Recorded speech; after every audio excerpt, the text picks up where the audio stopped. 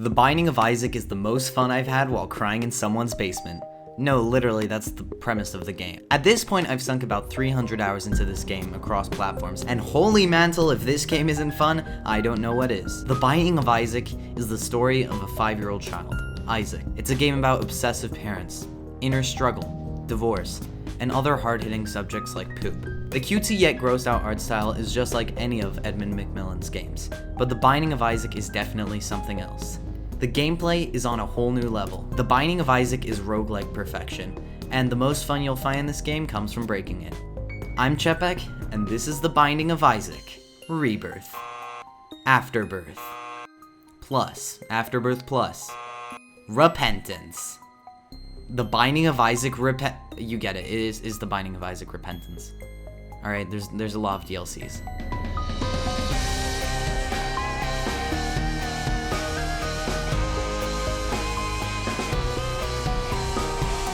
So, your mother hears a voice from above. The voice tells her to kill you. Naturally, she chases you into your room where you jump down a hatch into the basement below. Sound familiar? Well, maybe, because that's the plot of The Binding of Isaac. In The Binding of Isaac, you venture deeper and deeper through the basement, collecting items and finding bosses at the end of each floor. As you complete more and more runs in this fantastic roguelike, you learn more and more about the story. Isaac isn't a game of happy endings. In fact, most endings have a tragic twist. While sometimes pretty funny, more often than not, the endings are just all around sad. But what does this game know about struggle? You literally fight poops. There's literally 7 poop-themed boss battles in this game. 7! In The Binding of Isaac, you shoot tears. Maybe because, I don't know, you're fighting a child on the verge of being murdered? Something along those lines? You have hearts in the top left, as well as pennies, bombs, and keys. Using these basic tools, you're able to do most things in the game. Open doors, bomb enemies, and buy items which you can use to help Isaac make his way through the basement. Now, I say help as if items don't do much. No.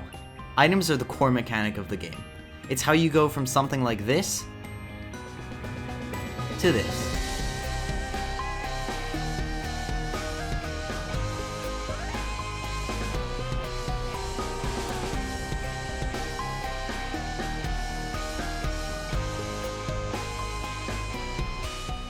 Pretty important stuff. Items are key to any run, and the way that they work and interact with each other is amazing.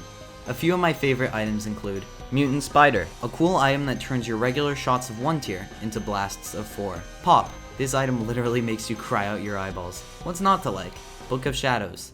This active item grants you invincibility for 10 seconds. Brimstone, a massive red laser that you can charge up and release upon your enemies. Tech X, a massive red laser ring that you can charge up and release upon your enemies. And finally, my personal favorite, Tiny Planet, an amazing item that takes away your ability to aim so that you die to a literal fly within 4 seconds of picking it up. In case you can't tell, this item is amazing. By the way, this game has no shortage of items. Those were just 6 items of the 716 in the game. I repeat, 716. That's insane. They've all got their own unique buffs, and while quite a few are just boring stat boosts, a more than expected amount of items completely change your gameplay, as well as force you to have the Isaac wiki open at all times.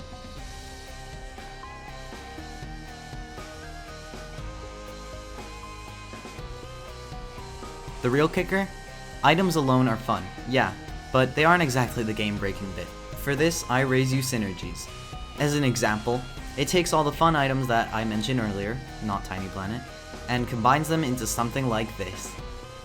I mean, what the heck is this?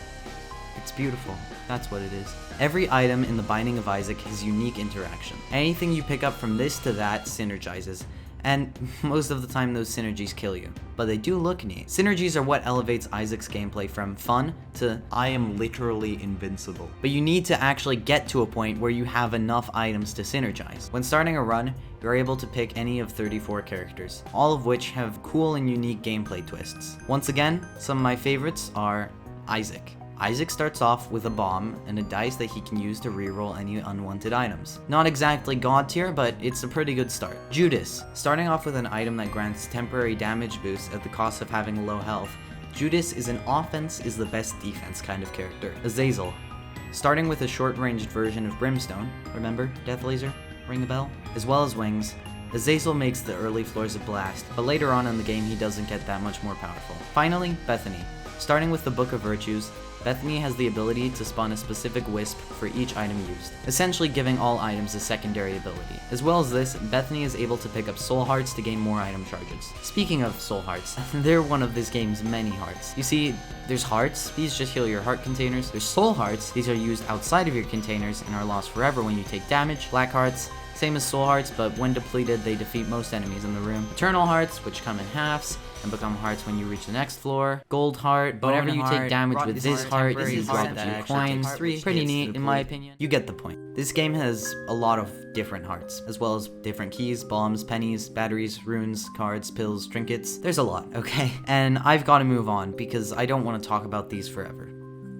Okay, that's a lie, I totally do. But the point is there's a lot more that you're able to do in this game. And that's something that's reflected by the completion marks in the character selection screen, of which there are 12. Each completion mark is achieved by defeating various final bosses with certain characters. As you make your way further and further down the basement, eventually reaching caves, more caves, flesh caves, and then more caves under the flesh caves?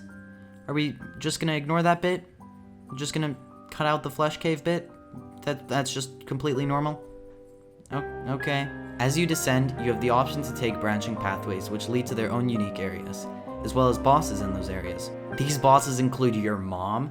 That's not your mom joke. Isaac's mother is one of the bosses. Satan, and this, thing. And a few more endgame bosses that I don't want to spoil. Each completion mark allows you an unlock, ranging from amazing items to glorified skins in co-op mode. Part of the fun that I feel towards this game comes from the unlock system. There's just so much to do, so much to see, so what's wrong with taking the back streets?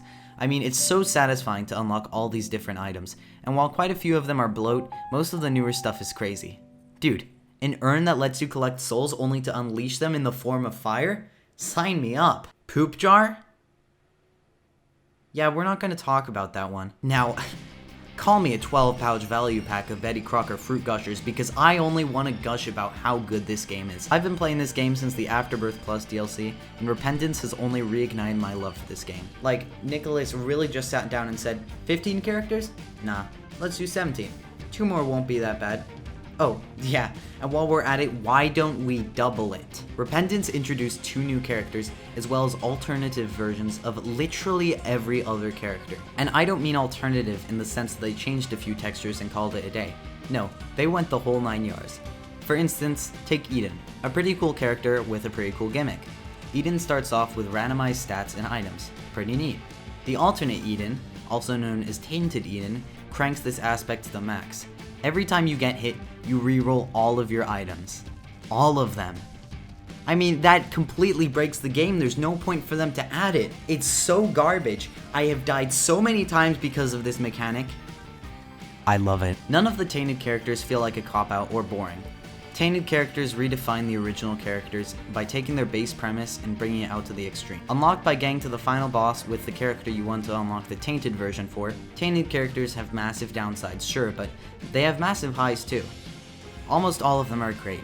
You know, except for Tainted Lazarus. Nonetheless, I've had countless fun with all other Tainted characters, and I just want to play them more. On top of your usual basement crawling, where you go deeper and deeper, exploring for items on the way, there's a game mode called Greed. Greed mode is definitely fun, but only in small doses. In this mode, you fight waves upon waves of enemies, hordes almost, and for each wave you defeat, you receive a couple of pennies. These pennies can be spent in the nearby store where you can unlock more items, and you go further and further, eventually fighting a big boss. Overall, a pretty harmless mode. I wouldn't have much of a problem with it if one of the unlockable characters wasn't locked behind filling up this overglorified RNG piggy bank. I know it may sound cheesy, corny, or other ways that you could describe poop obstacles in Isaac, but the community, mostly the modding community, is what kept Isaac alive when it wasn't getting much content. Teams like the one behind the mod Antibirth did such a good job at adding new content to the game, they got hired to work on the game officially. It really shows just how much the community and the developers care, and it's definitely a nice gesture to see. It just astounds me to no end how much Nicalis was able to do with this game. Isaac goes from a simple Zelda-inspired dungeon crawler with shop mechanics and items to pure insanity. It has it all, really. It feels like a proper passion project for the devs. The hard work put into the game really shows, and with a dev team made of veterans on the series to modders hired for their work, The Binding of Isaac Repentance is just addictive, dumb fun. So with that said and done, I'll give The Binding of Isaac Repentance a 1 out of 10, and I will become back my money.